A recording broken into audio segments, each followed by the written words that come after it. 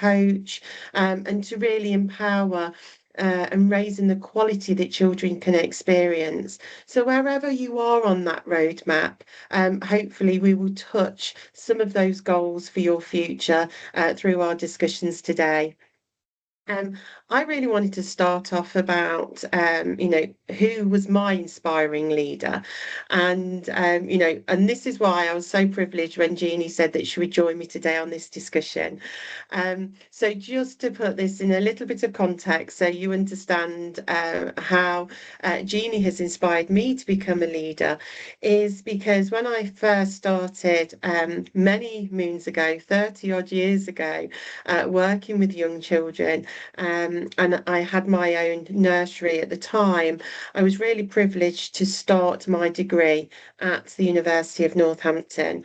And I, had my own roadmap as I was an owner of a nursery, but then obviously I went on to do my degree. And through my degree at the University of Northampton, Jeannie was my personal tutor. So, I was taught by Jeannie and I learnt an awful lot of, really high quality, inspiring practice. Jeannie made me critically think about the landscape for children and the experiences children are having in the contemporary world. And what my role is becoming an advocate for children, but also an advocate and inspiring other practitioners to raise the quality for children across, across the world. And during those conversations, like I say, I learnt lots of qualities of leadership from Jeannie, just from her, the way that she communicated with us, the way that she inspired us, and the way that she led us across our studies. And then I was privileged to go and work at the university as a lecturer. And through that time as me, working as a lecturer, Jeannie took me under her wing and again, really guided me, coached me, shaped the person that I am now. And of course, when Jeannie left the university in her position, she coached me so well. I actually stepped into her shoes at the university and took over the I know, program. it seems crazy now. And then, of course, she started as a consultancy and working with ECRA and introduced me to Dr. Samia, who is the COO of Arabian Child. And now she's still shaping my leadership within Arabian Child and supporting me in my role. So we've had a journey. That's my roadmap into leadership. And, so I'm really privileged for Jeannie to come and have this conversation with me today. Thank Jeannie, is you. there anything you want to add to that? Well, I just, when you've said all of that, we've been together so many years, but also my own roadmap, I guess, has been interesting because I started as a teacher, but I've worked with children in institutions and hospitals with children with special needs, as well as in early years centres. But also, and I think this is quite relevant, I've worked outside, and I know you have as well, outside of early years. So I've worked in business, believe it or not, selling steel. I've been a sales rep. I trained new sales rep coming in. And what it made me realize is that we all come into our industry with skills that we don't always recognize and we don't always realize how transferable they are. So I'm hoping that part of today we can get people to recognize that although day in, day out, they're working with children, they've got all these extra skills that they're bringing to that. And what I think a positive leader will do will identify the skills of her team and look outside early years and bring that in so that we're dealing with a whole person and not just the teacher with the child and the families, And I think from what Yes. you've planned for today, we'll cover a lot of this. But thank you for Yeah, that reminder of our journey together. yeah, absolutely. So I just want to put out to the audience now, just thinking when you picture an excellent early years centre, whether that be a school, a nursery, a kindergarten, what leadership behaviors and qualities and attributes make that possible. So what kind of leader will, what kind of behaviors would that leadership show? What kind of qualities and attributes do they have to make that high quality possible within that early years? So please, add into the chat some of those aspects. That would be really interesting. We just want to find out your thoughts on that, really. Yeah, we're trying to find out what motivates you. So if you're in a work environment, what keeps you going through the day, and if your ideas are heard. So yes, it would be lovely in the chat if you can give us some examples of really what's inspired you in your role now, and who inspires you as well. It's not just who, it's how they behave towards you that encourages you to be the person that you are in the workspace. Yes. Absolutely. So thank you. Work on professional development on the staff.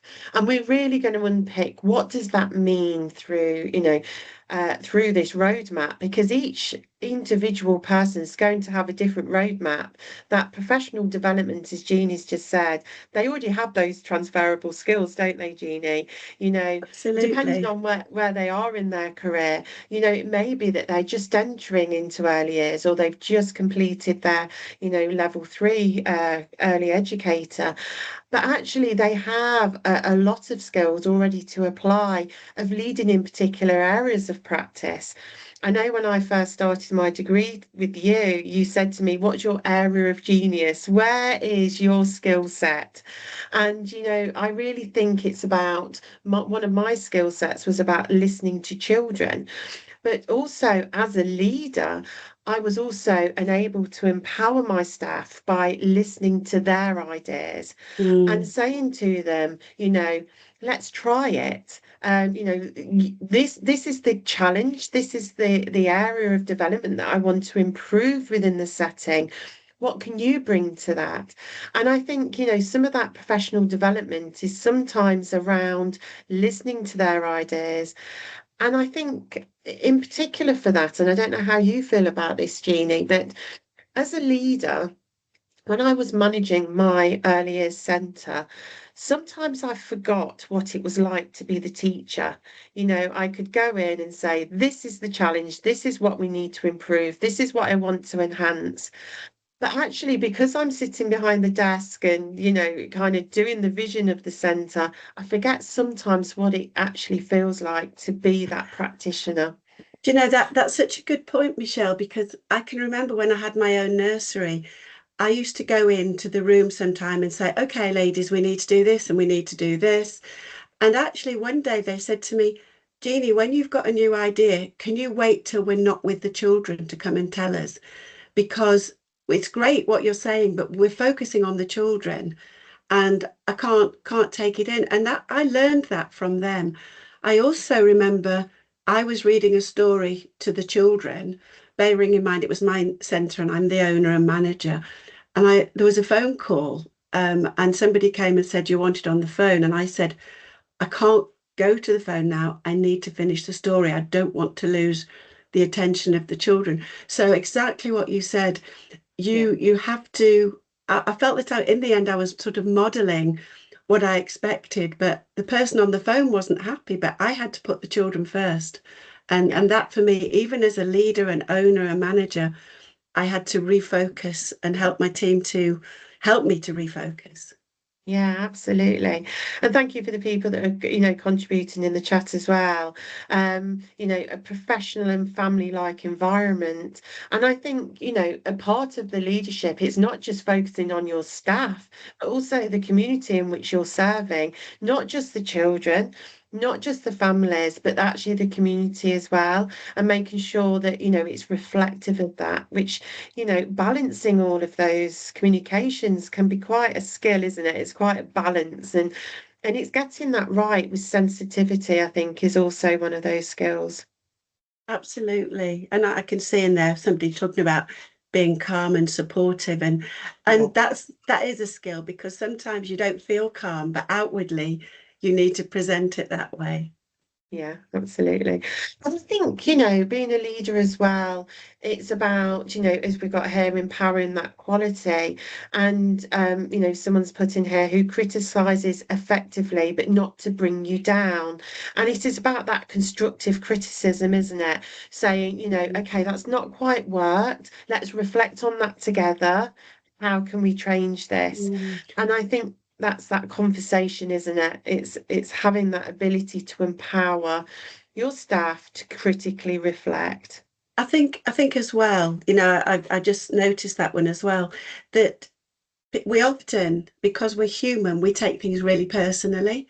We But what we do. have to remember, if somebody's asking us to reflect and change things, it's not about us, it's about how that's impacting on the children. So we Yeah, must never forget that if somebody asks us to do something slightly differently with the children, it's because it's for and about the children. Not necessarily we've done something wrong, but maybe there's a different way.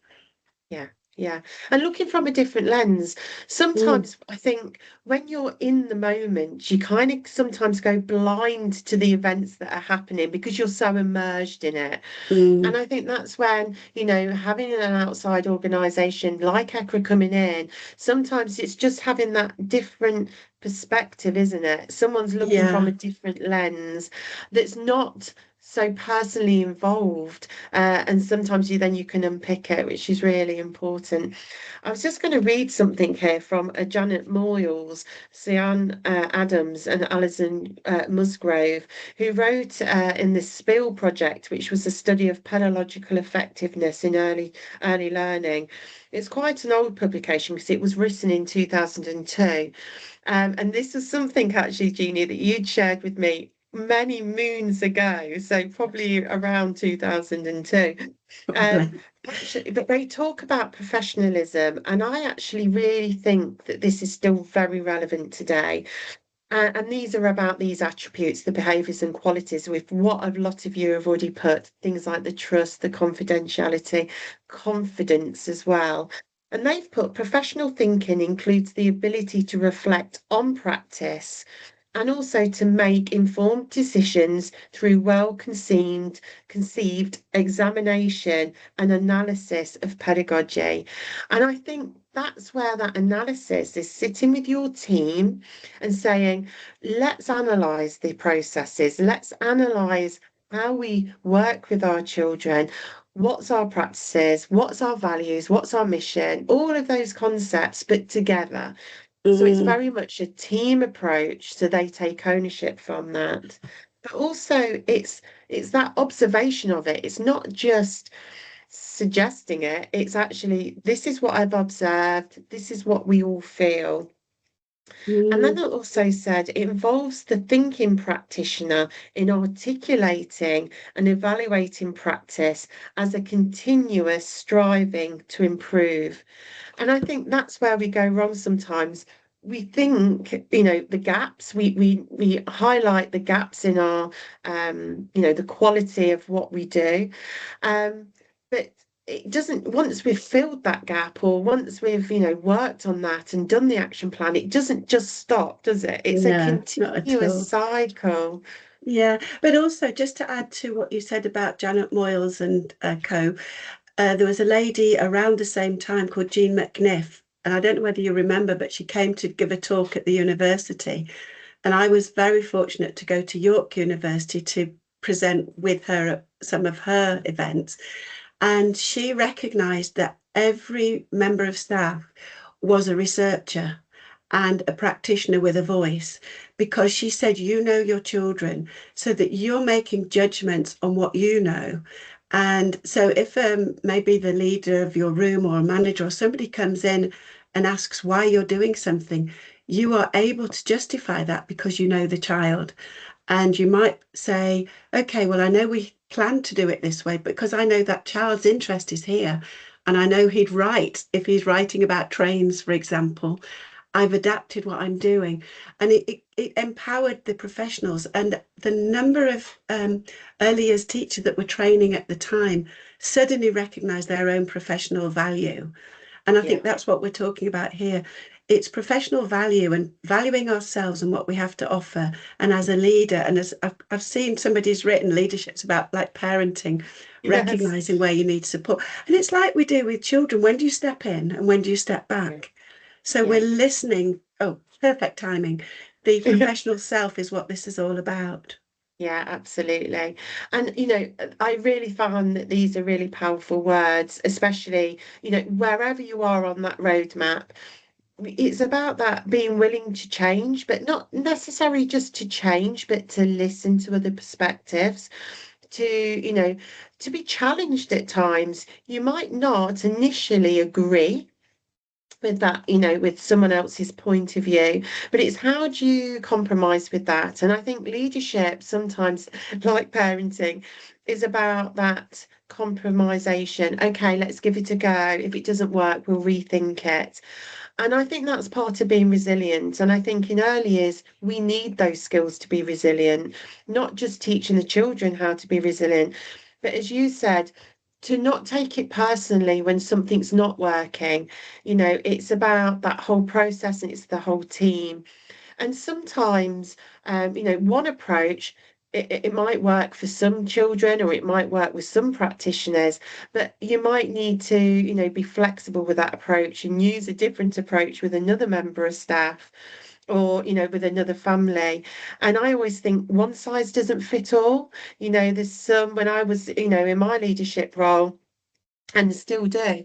There's some members of staff that I know I just need to be really direct and blunt and say, look, this is how it is. And there's other members of staff that I know I need to tread on eggshells and go really gently and sensitively with them to get to the Mm. same end result. But it's about recognizing those unique practitioner characteristics as well and reading them, reading the room, reading.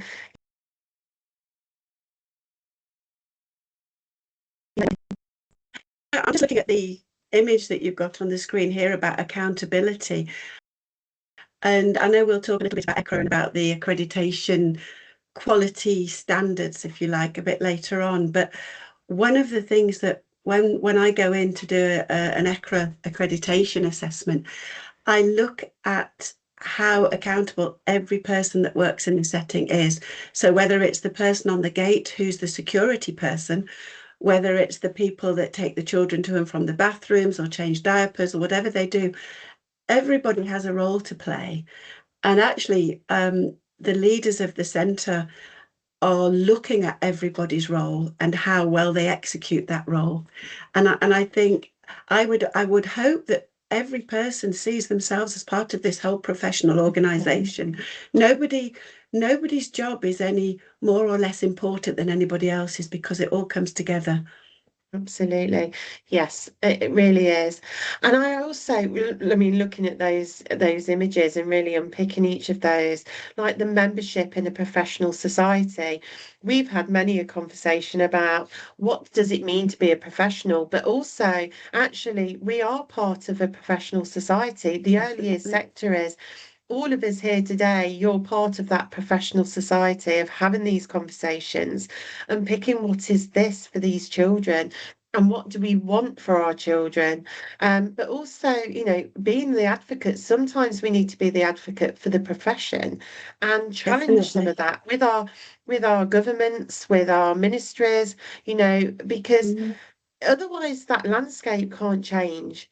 And sometimes we need to be that voice. So coming together as a professional society and then, building that workforce, it's not just about the centre as an isolation, it's about all of us together. And I But think one of the goals that I saw there was, someone had put to, learn and experience from like-minded people in the same sector. And I think that's so important, isn't it?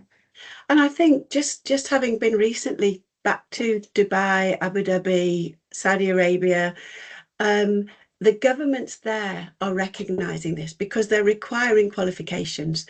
They Yes. they know that they want to raise the standards. They're bringing in the KHDA, ADEC, HRSD in Saudi, the ministry there, ETEC, that they're all bringing in quality standards. So Yes. they have taken on board international recognition And they've researched it with people from different countries. So, all of the countries, practically all of the countries, I've had people apply for ECRA now from Egypt, from China, from Canada, as well as the UK.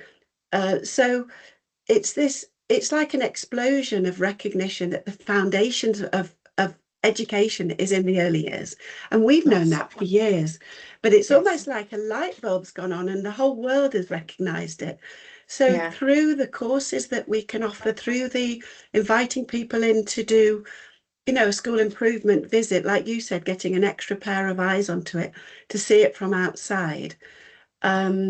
So, just an example, yesterday, 2 days ago, I went to visit a nursery with an international visitor. And she said to me, I went into one room and I could see a member of staff feeding a child and they weren't communicating with that child. Now, I didn't see that on that visit because I was looking somewhere else. But it just demonstrated to me that that is a really important thing that she noticed. And Yes. I hope that somebody in the room noticed it to talk to that teacher. So that's an element of leadership. Is some people think, oh, leadership is about the policies, the practice, but leadership's every minute detail and making sure all your team recognize what's going on in the room. Yeah, absolutely. A couple of things that you said there actually just made me really think. So, as you said, it's about all the ministries are starting to recognise what quality should look like, those quality assurances.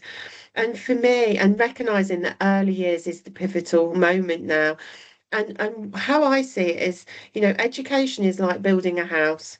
To be able to build the house, you need that firm foundations. We need, the concrete foundations of which to build upon. And that's the early years. If we don't get that right in the first few years, then that building will not be stable and it will start to Mm. crumble and start to fall. And that's how I see early years education. We build the foundations. We don't get them school ready. School builds on what we do. And that's why I think we're the most important people in any children's lives. And so we need to be able to have the leaders to ensure that those foundations are solid. And that is part of that quality. So the skills, I think we've talked about these quite, already, Mm. Being an effective communicator. And part of that effective communication is listening, isn't it, Jeannie? Again, Absolutely. It's the like a few people have said in the chat, um, they want to be listened, they want to be heard, and they want to be recognized. I saw somebody else put for their hard work.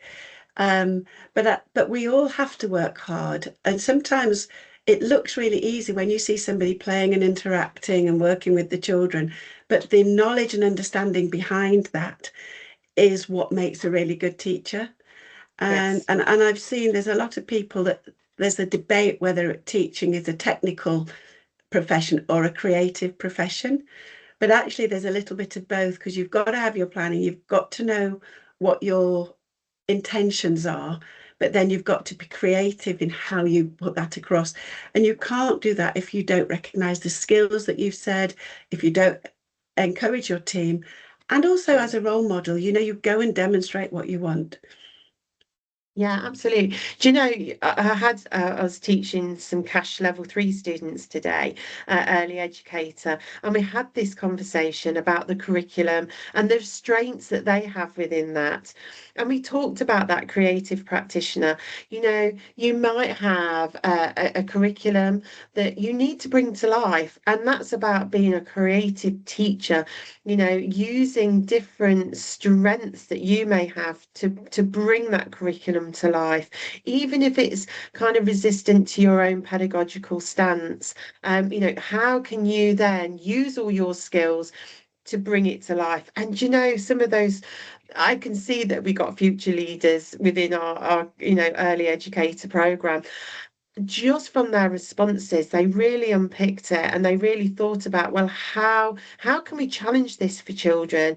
How can we be Exactly. those advocates, those I've voice? I've just looked at somebody here sort of talking about in the moment. And one of the things I used to teach in the professional development module at the university when I was there and this came from Jean McNiff as well, I think, reflection on action and reflection in action. Yes. So, reflecting at the end of the day or the end of the week, but as somebody's put there about in the moment, you Yeah. are having to reflect every second because you're responding to the children's needs. Yeah. And I think where you've got child-centered decision maker on this screen, that's what you're doing as well. You're making immediate decisions, but also you're making longer term decisions. Yeah. So it is, when you think about it, being an early years practitioner and a leader, there's so much flexibility required and so much knowledge. And this is why I can never underplay and understate the importance of training No. and the knowledge of child development, but recognizing the professional development, because that's about how you put it into practice. Yeah. You might know everything, but you've got to know how to make it happen. Yeah. It's about that connections, isn't it? This is the theory. This is what we know and how children learn and develop. But this is how we do it physically. And also within the moment and that problem solving that you've put in there. That's also not just with the children, but also with your staff and your leadership style. Like I say, there's sometimes you're going to need to be authoritative and say, especially if it's around a safeguarding issue, this is what we're doing and this is how we're doing it because we need to be responsive in the here and now. And but there's going to be other times where more laissez-faire, where you're a bit more relaxed and letting the staff take the lead on that because they know their children the best. And it's Yeah. about using transformative leadership where I was just going to bring that in. Yeah, transformational, because you want to transform the team, but also, like you said earlier, nothing stops. You're continuing. And I know since I've been doing ACRA accreditation in and around the Middle East, particularly, over the period of people signing up to do it, self-assessing, and then reaching sort of a 5-star outcome or a 4-star outcome, the changes have been so significant. Team development, but the sort of experiences for the children have just really grown, and it's so wonderful to see. Yeah, absolutely. The last point I was going to make on this one actually is around the reflective practitioner. And you said about reflecting in action and on action. For me, and sometimes I have these conversations with leaders, and again, going back to that other model where we talked about that professional society, sometimes it's quite lonely being the leader, isn't it? When you've got no one above you and you're accountable, and you talked about the accountability. But Yes. we forget that just because you're the leader, that you haven't got that whole team underneath you that are working with you. You're not, above You're them. not alone. You're part of that team. However, often when you are the leader, those decisions ultimately come back to you and you have that accountability. And I think, working on something like, joining us on the cash program or through ECRA, it is that opportunity to reflect with other people.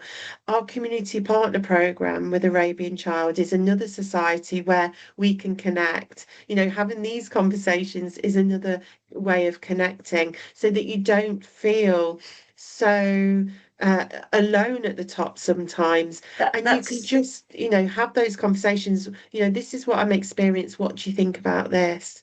But interestingly, I met with a lady this week. It was the lady in Egypt, actually. And she said she'd love to do a session like we're doing today, but because we're all in different countries, that people can just chat with each other, because she would like to speak to other leaders and look at and learn from them, and learn how she does things and have those professional discussions. But I think one of the things about doing the cash programs, particularly all of them, is that they do have breakout rooms, and you're not just teaching them. The Yes. Arabian Child are giving people to have chance to have these conversations.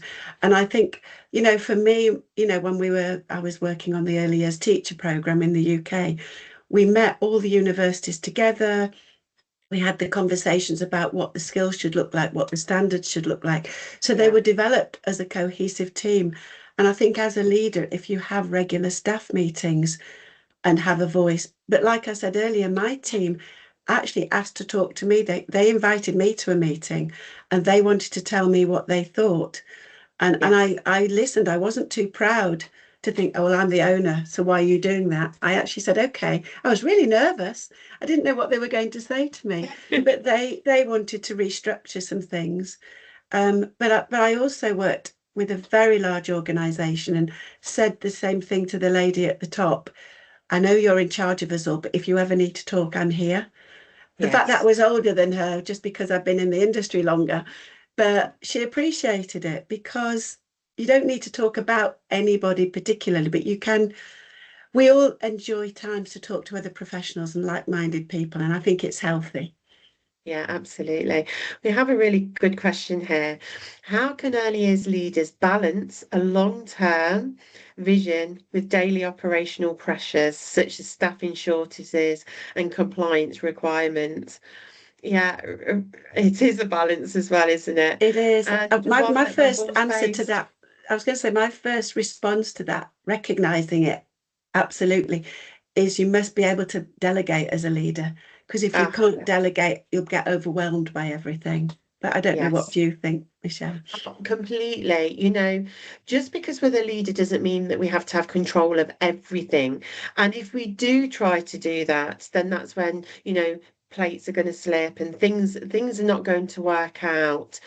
So it is about thinking about your staff skill set and where somebody who can lead a particular aspect of practice, those daily operational pressures, thinking about, delegating, and it could be the way that they're engaging with children. It might be someone's really experienced of interacting with children so they can support the other staff in doing that interaction. It might be, the routines or the planning for children. You might have a room leader or someone, who's got a really good skill set for that. And what you do then is just oversee it. You have those conversations with them, you oversee it, you make sure it's working, and then that gives you more time to embed your vision, that longer term project. But then also, the way that I worked with my centre around that was having small groups of kind of, I want to say focus groups of staff, where, we might be talking about a particular area of compliance, and then thinking about, okay, you're the board or the team to support that area of compliance. And that's because you've got the good skill sets of that. And that could Mm, say, let's say, policies and procedures, making sure that we've got all the policies to make sure compliance. You're in charge of that area, and I'm going to oversee it. So you will have regular meetings with me where we can discuss it. There might be somebody else, that another small group of practitioners that concentrate on the safeguarding, for instance, and that's what they're responsible for. So break it down into manageable action plans, and I think that then helps you mm, to really focus on that vision, think about the priorities, and but other people definitely. have got ownership of that then, haven't they? I was at the nursery I was talking about that I visited on Monday. Uh, they have a lot of input from parents. So their long-term vision, for example, was to create a forest school area in the garden. And it turns out that two of the parents worked in tree surgery, and they could bring in bark and they could bring in so they actually involved the parents in the vision. And I know some centres that I visited, in the Middle East do the same. But and another parent, they actually came and did activities for the children when they did an open day. So Yes. it's a matter of looking outside of who you are and into the local community to see who else can Yes. you can collaborate with. Yeah, absolutely. That was definitely something that we did at my centre. We had a parent committee, and they even, helped us to do staff interviews, for instance. We had somebody that used to come in, just to get the parents' voice and perspective around those, the right people, because they are part of the community, aren't they? Um, So I just wanted to have a look at the pillars of instructional quality, because that really led on nicely about the vision. For an effective leader, and some of the questions I really wanted to put out to the audience is, what pillars do you feel the strongest in a leader, and what areas would you want to develop further? Is it around your vision? Have you got a clear pedagogical vision for your centre that all your staff are on board with, that actually also value your pedagogical vision, modeling that high quality interactions and teaching strategies. Part of an effective leader is to be able to model those. Jeannie, you said about reading the story and then having the phone call, but actually what you did there was model to your staff that the children are more important. The phone Mm, call could be waiting, and I think yeah. that's a high quality of leader.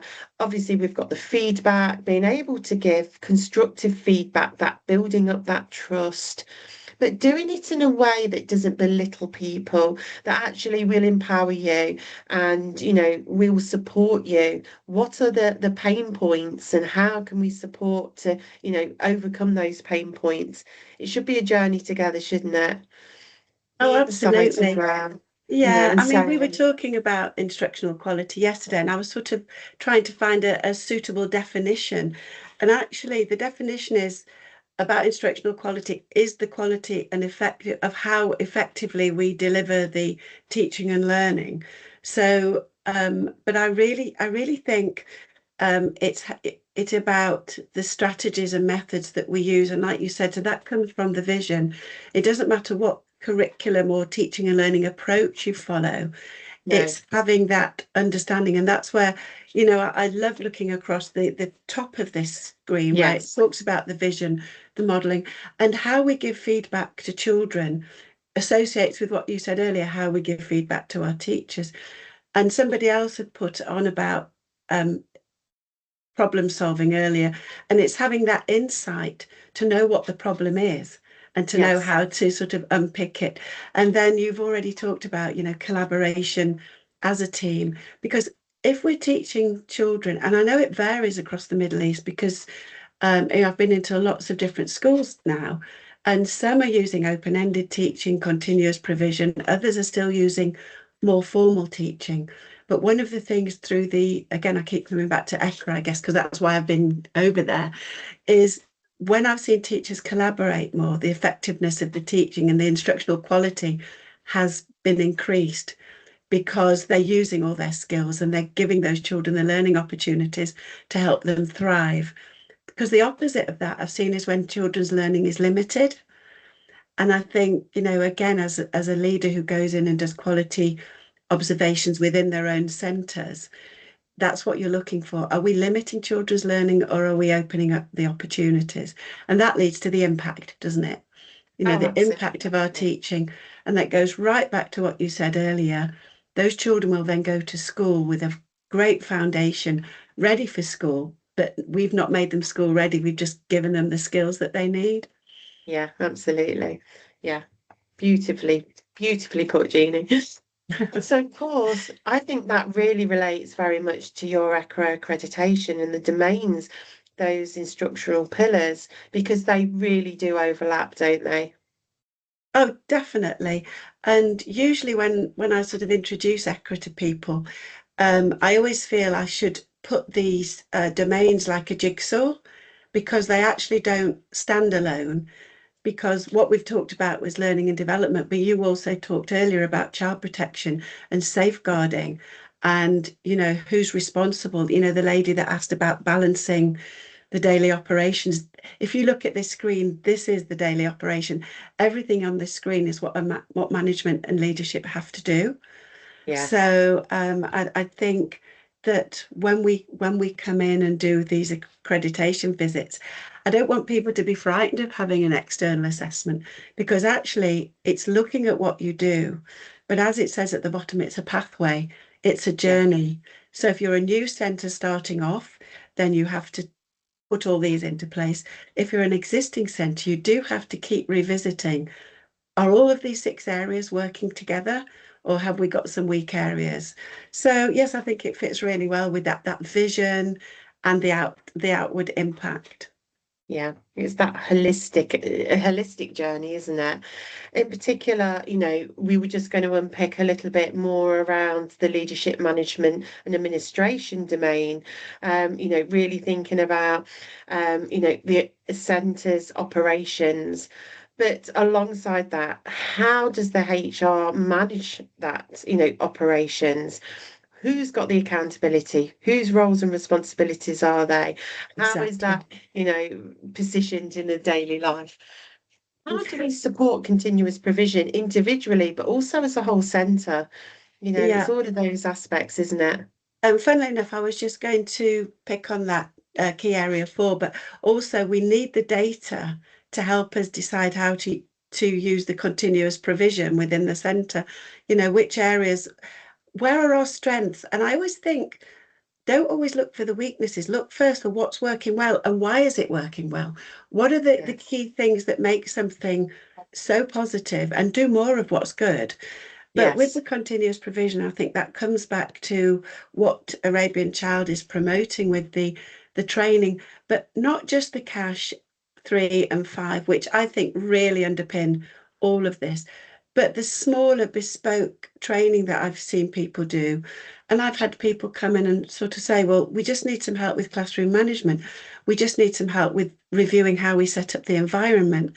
So I think the continuous improvement, it could be a long-term vision of a long-term course, or it could be something really small that you can handle in-house. And Yes. as a manager, just get them together and say, okay, in this staff meeting, let's focus on storytelling. Next month staff meeting, let's focus on maths provision, or let's focus on, okay, we need to review our policies. Who's going to look at the policy for safeguarding? Who's going to look at the health and hygiene, how children wash their hands? Have we got photographs up that will help children learn? So like you said earlier, breaking it down, then looking at the improvement and prioritizing. Yeah, absolutely. When I went through a quality assurance program with my staff in my own centre a few years ago now, what it actually did, it really enriched all of my practice. And just an example, one of the impacts, because it's the impact that we're really considering here, was, my parents' engagement within my centre. Just through this process, it really enhanced my communication with my parents. And a real clear example was that the parents' evening, where the parents came in to see how the children were engaging. When I looked at the data, my first parents' evening, there was probably about 10 parents that came. After my quality assurance and the different processes, because we were so reflective and because we actioned the action plan from that, the Mhm. self-evaluation and then the actions, I had 100% of my parents attended my last parents' Wow. meeting, and they stayed for an extra hour to what we planned for. And I had to Yeah, go and get more food, and because we were yeah. so overwhelmed that every single parent came to that. So it just shows that actually, if you unpick each area and really, really Mm. self-evaluate, it has, enormous, impact. And what you've just said, in a way, demonstrates. I've picked out two of the standards. So, standard 70, and there are 80 standards, just to remind people. Leaders demonstrate the ability to effectively motivate and inspire their team, which is, that's what you've done and that's what you saw the impact. And then the next one is strategic planning process outlines the actions to be undertaken to improve services and sustain the program. So if you've been doing ECHA at the time, what you've just told me would be a piece of evidence that would sort of Yes. help to tick off one of those standards. And So, and that's it, I isn't it? It's everyday practice, isn't it? absolutely, you're not having to create something out of thin air. This is what we do, and this is why we do it. And that explains the quality, because the difference is where people are doing things and don't know why. To me, that Yes. is not good quality, because you're just doing it because somebody's told you. But if you're Yeah. doing it because you understand why it's good for the business, why it's good for the parents, why it's good for the staff, and why it's good for the children, it's not necessarily good for all of them, but it's good for some elements of those. And that's what we have to know. And everybody going back to the accountability and responsibility, whoever's working for you just needs to know why you expect them to behave and act and provide in a certain way. Yeah, absolutely. And so, going back to the leadership role, then thinking about your own role now, where you are on that roadmap, are you ready for ECRA? And, to go through some self-evaluation, to go through the action planning, and to make a difference, have an impact on, your centre, on your staff development, and on the children and the community you serve. Are you starting on the roadmap and you'd really be interested in your career development? Really thinking about you've been assessing yourself and you've been thinking, okay, I'm ready for the next step. I'm thirsty to become a leader. Someone's really inspired me and I can see that I'm going to be like them. Then you want to develop your skills. And so, we have a range of different programs that you could go on to through a Rainbow Child. Um, and I think it's around these aspects, this evidence-informed leadership, that scholarship. How does the training and knowledge empower you then to consider exploring outside of your discipline? So, really thinking about those leadership qualities you need to embed, to develop. And then thinking about what are your beliefs about teaching and how can you merge that knowledge and theory to your own practice. And it's like you said at the very beginning, Jeannie, it's about learning how to put that theory to practice in real life, in every daily interactions and experiences. And how do you blend those two? And then thinking about, well, once I'm, as I'm developing these leadership skills, then how does that impact on my peers and my colleagues and on the children? And, and how does this, really enhance that quality even further? And I think that just really goes back to what I believe it was Ahmed Rabi that commented earlier about balancing everything. It is a Yes. balancing act. We know it's a balancing act, and it does take a skill. It takes confidence, and it also takes the ability to get things wrong in order to put things right. You know, Yes. mistakes will happen.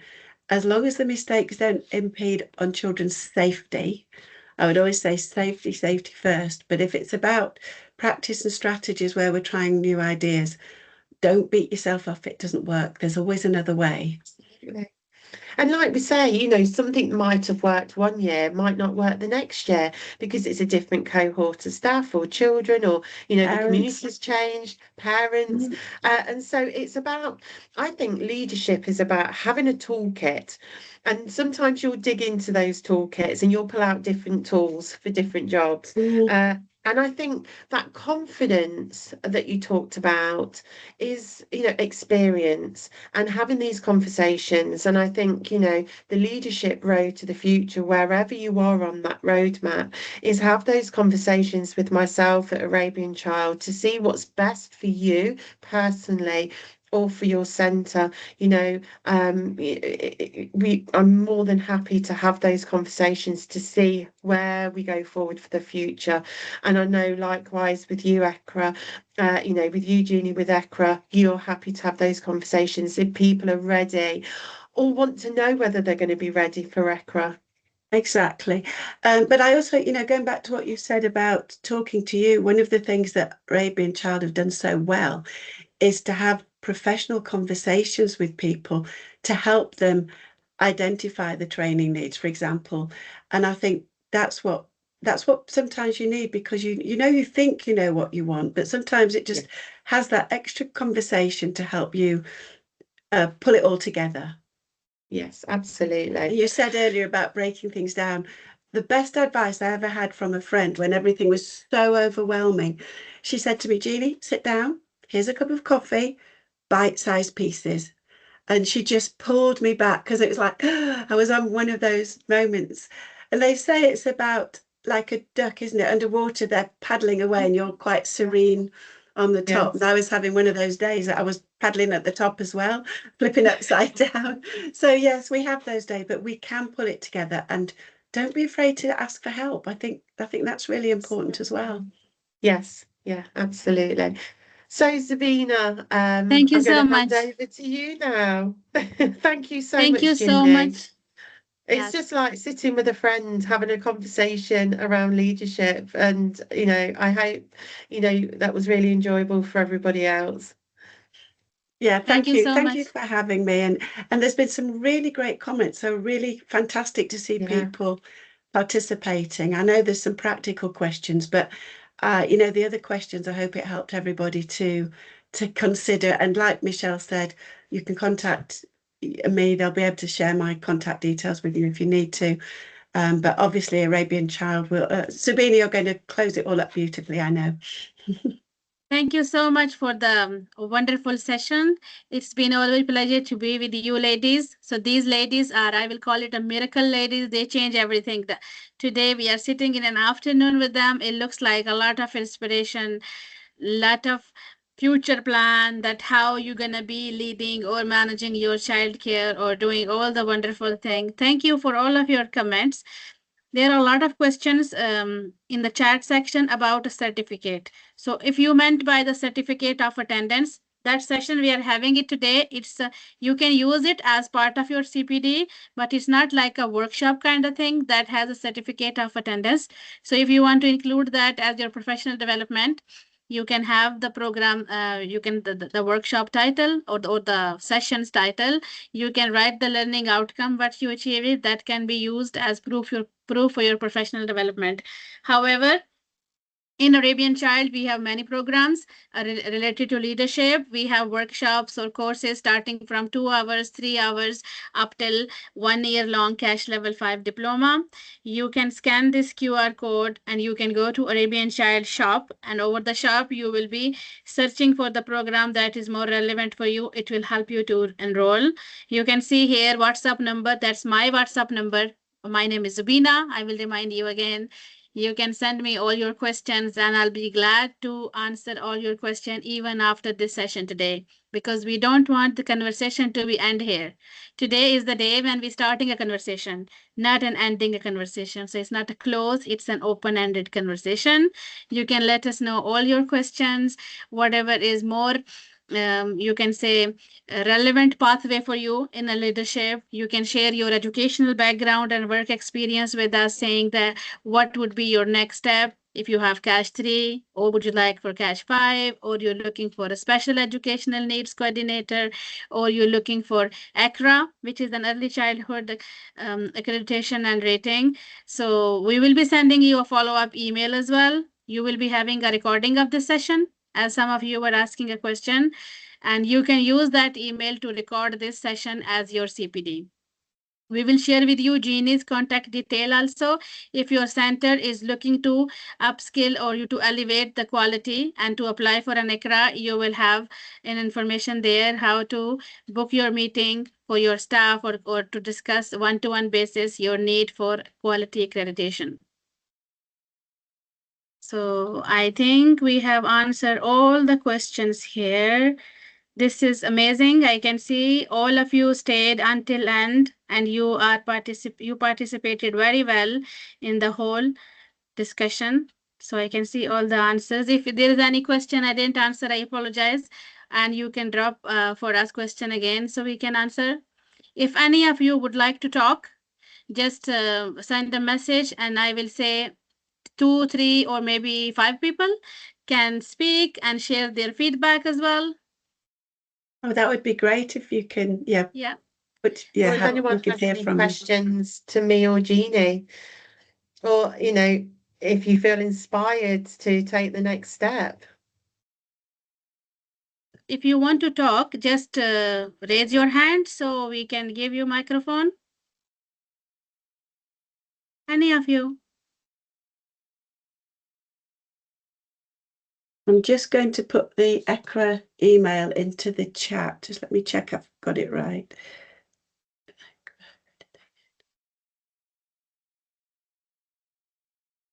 There we go. That's the ECRA info email address if you want to get in touch. Yes, or you wanted a more information, or you wanted a meeting to discuss with your senior leadership, or your nursery director, owner, founder, whoever you feel will be helpful for you to making this decision. You can send this message, and Jeannie is very helpful. I am learning from her every day, every single minute spending with her.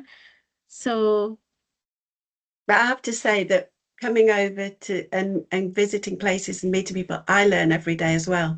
And I think that's the Yes. important thing. I've been doing this for over 40 years now, and I've never stopped learning. Because and I go to different centres, and every centre is different.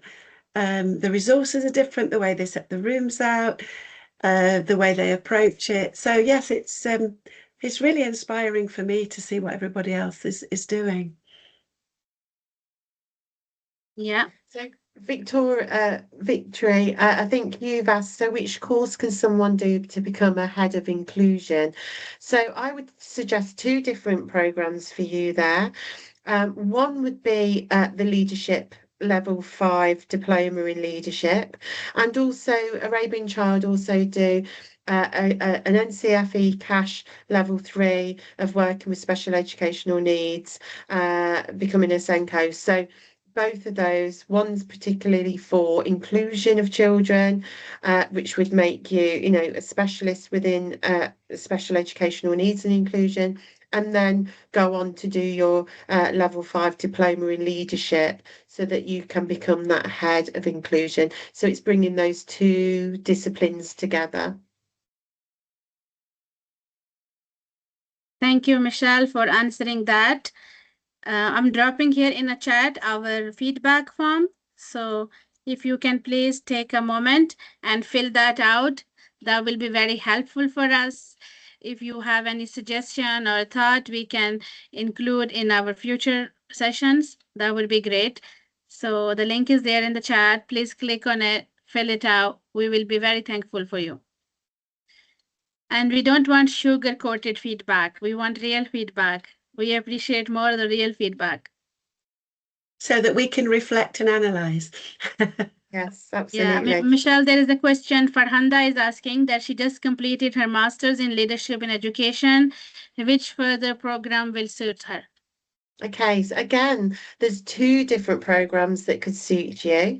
One would be because you've got your master's in leadership in education, that's obviously the theoretical side of that. What I would also suggest is doing the level 5 diploma in leadership with us and the NCFE, because that will give you the practical skills of how to implement all that knowledge that you have from your master's. So that would work really beautifully and make you very employable. The other aspect that another route that you could think about is also we have an assessors program, which and we also have a train the trainer program. Again, both can be found on our website, on our shop. The assessors program, I'm currently teaching the English version of that, where we teach you the skills to go and observe staff ready for any cash diplomas. So you learn how to give feedback, how to observe, how to, look at the criteria, all of those aspects that you need to be a leader, for a cash trainer, for instance. I would So add to that that's two areas. one of the things, particularly going in and get it, because when part of ECRA is to do self-assessment first. So I think centres that have got people who are assessor trained, you actually are really in a good position to take on the role of a mentor within the centre to oversee the quality assurance process, because we like when people sign up for ECRA, we actually ask centres to appoint a quality lead who can do that internal observation and assessment, which is overarching for the centre. So I think the assessor programme really dovetails well with that. Yeah, really good. Thank you. Yeah. There is one question, maybe Jeannie, you can answer. Somebody called Ahmed Rabi is asking, how can early years leader balance a long-term vision with daily operational procedure, such as staffing shortage or compliance requirement? We've actually already addressed that one whilst we were talking, Sabina. And I actually directly mentioned Ahmed again just recently because because we talked to him about delegating, and we talked about the recognition of the skills that you've got within your team, and also going back to the bite-sized pieces. You can't deal with everything at once, so it's about prioritizing. Thank you, Jenny, for that. Okay, so someone is saying, what would be your next topic? So yes, this is very great. If you can use this chat section and put for us suggestions that what would Yes. you consider looking for in the future, so that will help us to choose one. We will be having now more frequently regular sessions for leadership. So yes, please drop your suggestions. If there is any particular topic you are interested in, we can discuss internally with our team, and we can make it in part of our schedule, as we are making a schedule for 2026. So for all of you, if you have any teacher, assistant teacher, any early childhood professional working under you, we are accepting registration now for all our programs for January intake. So we are offering programs in English or Arabic, both languages. Other than the leadership, we talk about it today. We have other programs also. You can share our information with your potential staff member who you feel that may be interested in or required to be having their professional development. We would be very glad to help them. Sabina, someone's also put they're just finishing their level 5 in leadership. What would their next step take? So as I said, it's the NCFE Cash Level 3 certificate in assessing vocational achievement. That will be in the shop. And that's really the next step, because as Jeannie said, the assessor's role would enable you to really, carry out self-assessment, become a mentor, but also to support any members of staff fulfilling any qualification. So anyone that's coming towards the end of the level 5, then the assessors program, and that's the NCFE Cash Level 3 certificate in assessing vocational achievement.